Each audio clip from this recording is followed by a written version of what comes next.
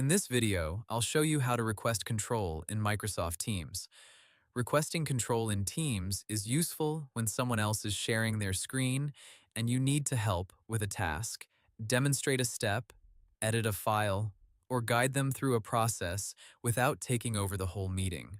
Microsoft says Teams supports requesting control of shared content, and the person who is presenting gets a notification and can either approve or deny your request. First, join the Microsoft Teams meeting where the other person is already sharing their screen or app window.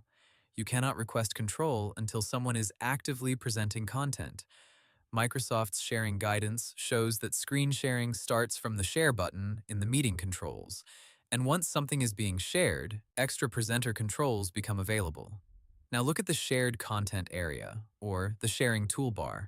When control is available, you should see the option called Request Control. Click that button. Microsoft says the presenter will receive a notification telling them that you are asking to control the shared content, and they must approve the request before you can do anything on their screen. Once the presenter accepts, you'll be able to interact with the shared screen. That means you can click, type, open items, and help complete tasks directly on what they are sharing. Microsoft notes that after approval, you can make selections, edits, and other modifications on the shared screen. There are a few important things to keep in mind here. First, requesting control may be disabled in some organizations, so if you do not see the option, that can be a company setting and not a problem with your app. Second, Microsoft warns that control should only be given to people the presenter trusts, because the person with control can send commands that affect the system or other apps. Also, there is a small difference between normal screen sharing and PowerPoint sharing.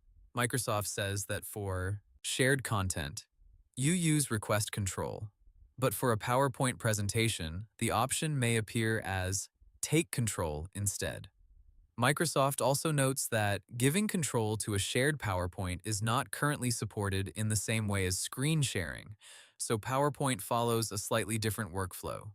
When you are done helping, stop controlling the shared content by selecting Stop Control. If you were controlling a PowerPoint presentation, Microsoft says the original presenter needs to take back control from you. And if you are the one sharing your own screen, you can use Give Control to let someone else interact with it, and later choose Take Back when you want control again. So the steps are simple. Join the meeting, wait for someone to share their screen, click Request Control, wait for approval, and then use Stop Control when you are finished. That's how to request control in Microsoft Teams. Hope the tutorial was helpful. Subscribe to my channel and see you in the next video.